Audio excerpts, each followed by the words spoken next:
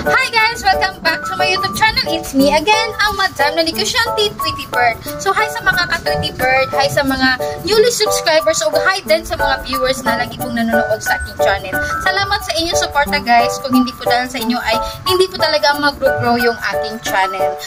Video ay gagawa na naman po tayo ng puto. Ito lang naman po ang puto na may leche flan po sa ibabaw. So ito po yung tinatawag na puto flan. Isa na naman po itong paninda na idinagdag ko sa aking munting sari-sari store guys, yung aking pagpuputo. So ipapakita ko sa inyo kung paano ko po ginawa yung aking puto flan. So ang una natin gagawin guys ay gagawa po tayo ng flan mixture. So meron po akong 3 itlog. So nagbawas lang po ako nito guys ng egg white. So bale egg yolk lang po talaga yung ating isasama guys. So wag naman po masyadong perfect kasi sa akin naman guys ay may naisama talagang kaunting egg white. So okay lang yan. Ibibit lang ng bonggang-bongga yung ating 3 egg at pagkatapos lagyan na po natin yan ng 1/4 cup of evaporated milk. At syempre, para maging perfect po talaga yung ating flan mixture at malasang leche flan, maglagay po tayo ng 2 sachet na condensed milk na ang sukat nito ay 38 grams. At para naman po mag-hold at hindi po madaling ma-deform yung ating puto flan, so mag-add po tayo ng 1 tablespoon of cornstarch and then mag-add ka din po ng 1 tablespoon of water. So tunawin lang po natin yung ating cornstarch bago po natin isalin sa ating flan mixture. So ibibit na naman po natin siya ulit para mahalo po talaga yung cornstarch na nilagay po natin. At para hindi po mamutla at maging perfect po talaga yung ating puto flan, so mag-a-add po tayo ng food color. So bumili po ako ng food color sa palengke guys na kulay yellow at eto po ang binigay guys, kulay orange. At eto na po ang transformation niya. So dandahan lang po ang paglagay sa food color hanggang sa ma-reach mo talaga yung saktong kulay po na gusto mong kulay sa inyong puto flan. At pagkatapos ay salain po natin siya para maging smooth at makuha po talaga natin yung tamang consistency ng ating flan mixture. So maghahanda na po tayo ng puto mixture. So same pa rin ang process sa ating puto cheese guys. So maglagay po talaga tayo ng 4 cups of water.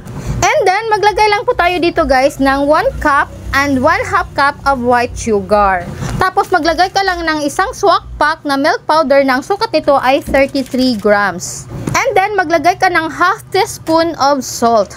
At pagkatapos ay haluin mo ng maigi hanggang sa ma-dissolve po talaga yung asukal at asin yung nilagay po natin sa ating liquid mixture. At pagkatapos ay iset aside muna natin siya. So gumamit nga pala ako ng itlog sa aking puto guys. Bali whole egg at saka large po ang size ng ating itlog. And then, dito na po tayo sa ating margarine. So, bali twin pack po na margarine ang ginagamit ko guys. Tapos, binabad ko lang po siya sa mainit na tubig. Kasi melted margarine po ang ginagamit po natin sa ating puto mixture. Sinalin ko siya sa binit kong itlog bago ko po hinalo sa aking liquid mixture. So, ayan na guys. Naihalo na po natin yung ibang ingredients at na-dissolve na po yung asukal na nilagay po natin. So, iwasan po talaga natin guys na ma-overmixing po tayo sa ating puto. So, gagamit po tayo ng all-purpose flour. So, kalahati lang po ito guys. Kasi yung kalahati, ginamit ko na po kanina. So, kung ika-cups nyo po ito, ay nasa 4 cups po talaga. Pero sa akin naman guys, ay tinimbang ko talaga siya. Hindi po kasi ako makakatansya pag cups guys, kaya tinimbang ko na lang siya. So, naghalo nga pala ako dito guys ng isang pack na baking powder na ang sukat nito ay 50 grams. So, inaalog ko lang siya guys. Bali, shake ko lang po yung aking baking powder tsaka yung all-purpose flour. Tapos, salain muna natin siya bago po isalin sa ating liquid mixture. I-make sure mo lang talaga guys na wala talagang mga buo-buo na masasalin po sa ating liquid mixture. So, ito na guys. Hinalo na po natin at ito na po talaga ang part na pinaka-risky po talaga sa lahat na kahit may namumuo pa talaga guys, ay isasala muna talaga siya. Dahil iwasan po talaga natin yung overmixing sa ating puto mixture guys. Kaya ito po ang gagawin nyo guys. Sasalain nyo kahit may namumuo pa talaga.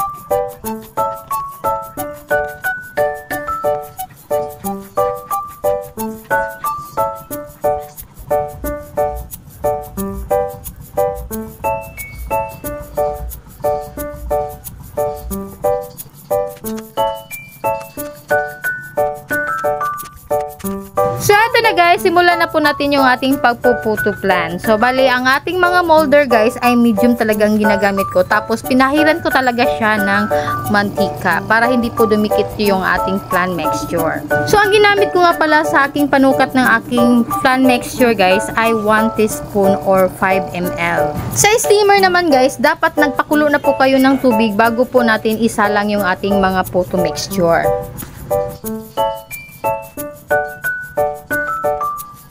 So, lulutuin lang po ng 5 minutes yung ating flan mixture.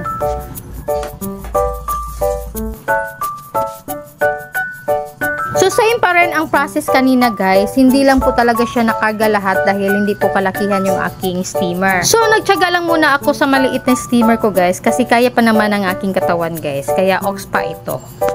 Alam nyo ba guys, arawan ang kitaan ko sa aking pagpuputo. Alam nyo ba kung bakit? Araw-araw po mauubos yung aking puto guys. Kaya araw-araw po talaga akong gumagawa ng puto.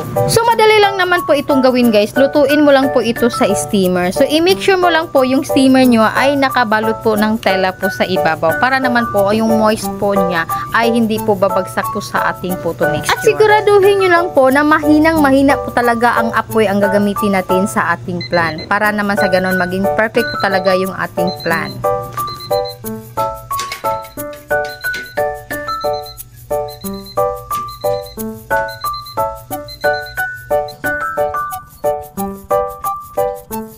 So, ito na guys, papalamigin muna natin siya tapos magsalang po tayo ng panibagong flan.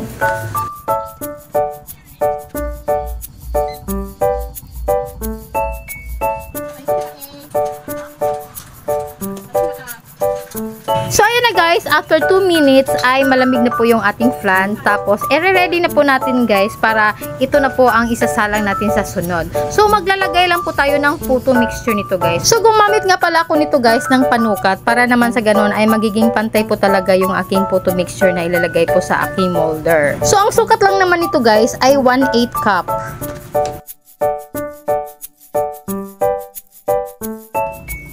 So, ipapakita ko po sa inyo ang resulta sa tamang pagluto ng flan guys. So, ito po talaga ang magiging resulta niya guys. Smooth, tapos maganda po talaga ang texture niya. So, nasa mahina po talagang apoy ang gagamitin po natin sa ating flan. So, ayan na guys, this is for the final. So, lulutuin na po natin yung ating puto flan. So, may puto mixture na po ang nilagay po natin. So, lulutuin lang po natin siya sa 10 minuto guys. Bali, 10 minutes. So, after 10 minutes, eto na po ang magiging resulta niya guys. So, this is for the finished product.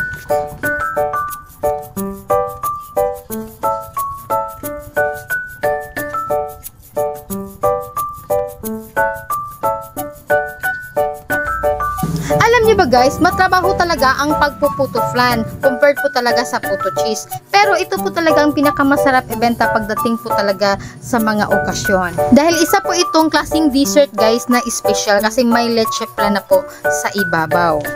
Alam niyo ba guys, nung nagdaang Pasko, marami talaga akong nabentang ganito. Dinisplay ko lang sa tindahan ko. Ayun, nabenta talaga siya. At kinulang pa. Pero ngayon guys, kahit hindi Pasko guys, ay nagbebenta pa rin ako dito sa aking tindahan guys.